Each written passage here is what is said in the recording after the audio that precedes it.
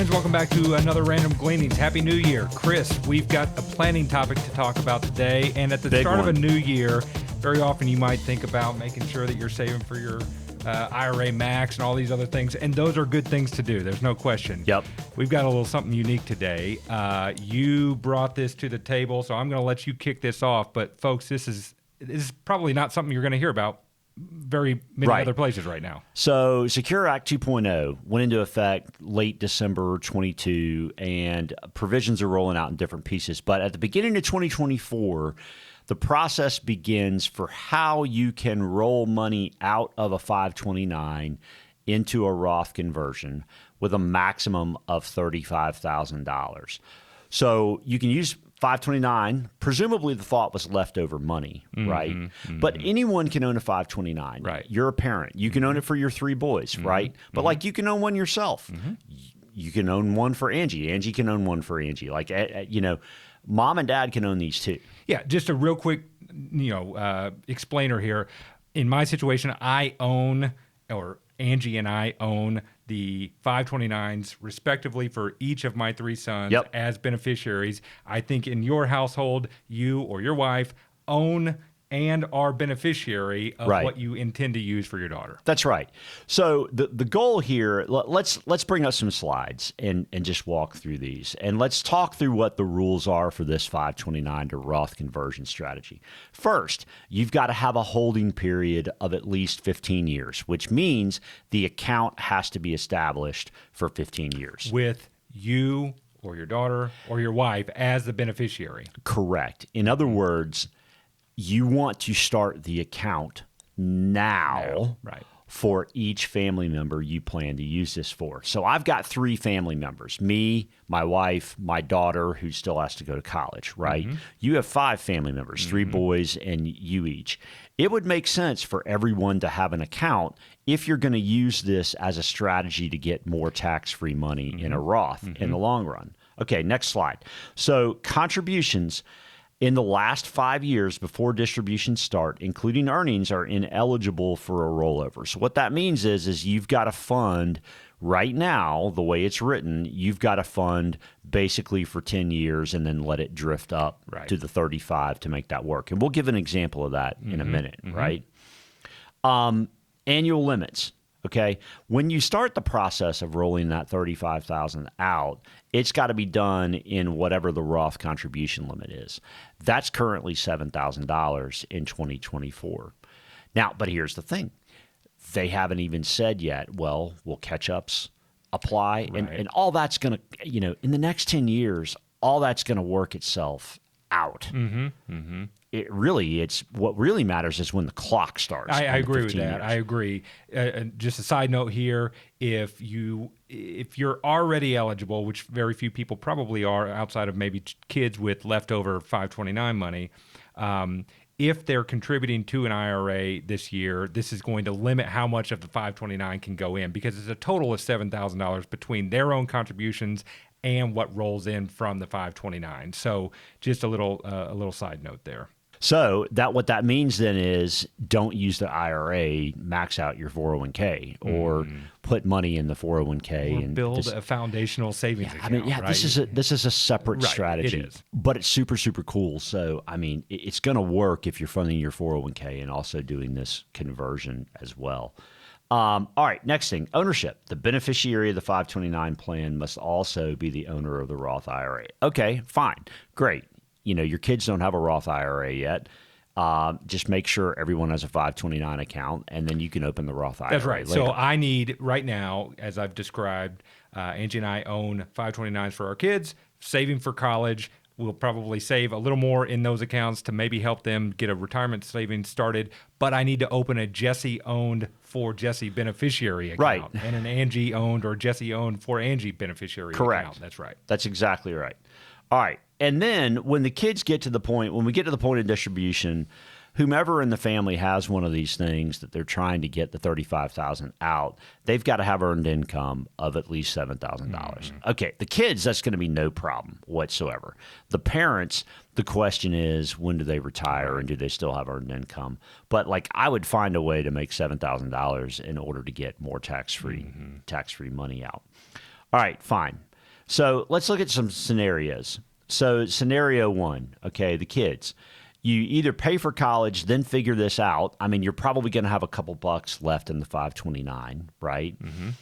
Or you fund this just like you're going to plan for the $35,000 conversion. To be there anyway. All along, right?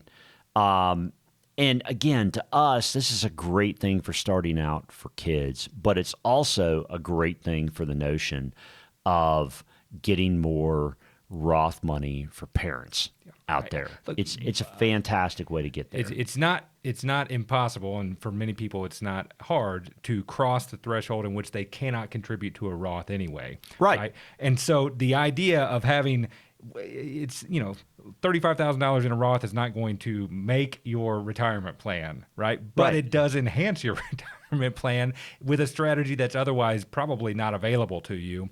And so just consider the opportunity and talk to us if you've got questions, because I think the idea is a worthwhile one. So I'm going to lay out scenario two, which is the parents, and then I want to come back to combining those two. Okay, so scenario two with parents, year zero, right now, get started. Go put $100 in it. It's not hard, right? Each state has a plan, okay? And each state's plan minimum is a different number. For example, we live in South Carolina. The minimum is no minimum investment. Well, I mean, you got to put something in it. So put $100 in it, right? Okay, just get it started. You also need to know your resident state tax deduction. So for example, in South Carolina, you would not want to go open a Virginia plan. You would want to open a South Carolina plan. Why? Well, because South Carolina residents putting money in a South Carolina plan get a state tax deduction of 7%. You might ask tangentially, what's the max I can put in a South Carolina plan and get that tax deduction? The answer is $540,000 per beneficiary. If you're saving for college or doing estate planning, whatever it is, right? That's right. And that's all tangential. But the point is, for the $35,000, you would want to do it as a South Carolina resident in the South Carolina plan, and you're actually going to get a state tax deduction for funding each of those. Now, okay, so what do those numbers work out to for parents? Well, basically, a lump sum now at 7%, you put $12,500 in it, and in 15 years, it's worth $35,000. Okay, if you did a monthly contribution for 10 years, because the money's got to be in before the 5 years, right? And earnings can't count toward getting there either. Right. Which, man, that'll make you cross-eyed. It will. But the math to get it to where it needs to be is $200 a month at 7%. Yep. Now, you could make more than that. And if you do make more than that, well, you can stop funding the monthly. That's right. If you've done the lump sum and you have money left over above the 35, right? Right. Well, then you could always then just hold on to it and give it to the grandkids. That's right. Right? Yep. Let's start their 529 at some point when grandkids come along. Okay, so let's tie all this up with a bow. Like, I mean, if you're a family raising kids, you'd probably, number one, open an account for everyone, including mom and dad, right? You start funding to some extent. Again, the money's just got to be in before year 10 for any Roth conversion strategy. Knowing that cash flow could be an issue in this conversation to get everyone fully funded, it would seem you would fund primarily first for getting kids through school, secondarily for getting moms and dads done. Okay. Why moms and dads before converting the kids? Well, the answer is because the earned income obligation is in there. And if you're pushing 65, 66, you may run out of runway. That's right. In terms of your earned income to meet that obligation, right? But the kids, presumably, they're just starting their earned income at that point, right? Yep. So what that means then is that, I mean, heck, you could fund the kids back up to where theirs is $35,000, and then keep in mind, I mean, their 529s have already met the 15-year requirement at that point because they've been opened all this time. But the 5-year requirement they've got to meet now. So if you start that process when the kids are age 22, well, then now they're 27, and then you do the conversion for them. They're 32 before all the money's out, but they have earned income. Yeah. So that right. still works. They're meeting that, right. Right. Where mom and dad could be on the edge. That's right. That's But that doesn't matter in terms of funding it. No one cares if you have earned income in terms of funding the 529. That's correct. So there's a little bit of strategy there. Finally, there are a lot of things to get ironed out in terms of, again, the notion of no earnings in the last 5 years can count. What? Give me a break. I mean, somebody's going to have to interpret that. The IRS is going to have to interpret that for clarification. They haven't addressed the fact that if you're eligible for a catch-up, for example, if instead of converting 7,000, you could convert 8,000, right? That's right.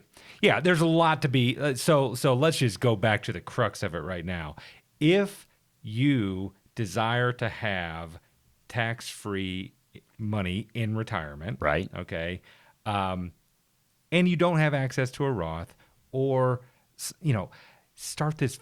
Put $100 in a 529 plan for yourself. Yeah, do that now and then figure out. That's right. How you're going to get the thing fully funded by a certain date in the future. Some of this other stuff is going to be worked out. So much is reliant on getting that 15-year clock started. So that's our advocation for today. Yes. Is start the clock. Start the clock, Yep. right? Here we're at the beginning of 2024. So we're looking, this is a plan that is 2039, coming to culmination. Right. You've got time to figure out the details, but go ahead and start the clock. Right.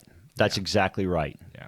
And if you do nothing else, then you've accomplished something toward a future planning tool potentially at your disposal. That's exactly right. And the worst case is you decide you don't use it later. Right. Yeah. But I mean, it's an opportunity. So you roll over $100. Right.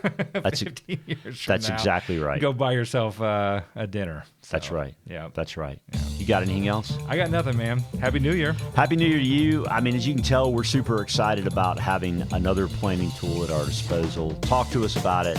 Call us, email us, info@proplanwealth.com. Thanks as always for watching. We're grateful to you. Please do click the subscribe button. Hit the bell if you want to be notified when we post. And we'll see you soon. Absolutely. Take care.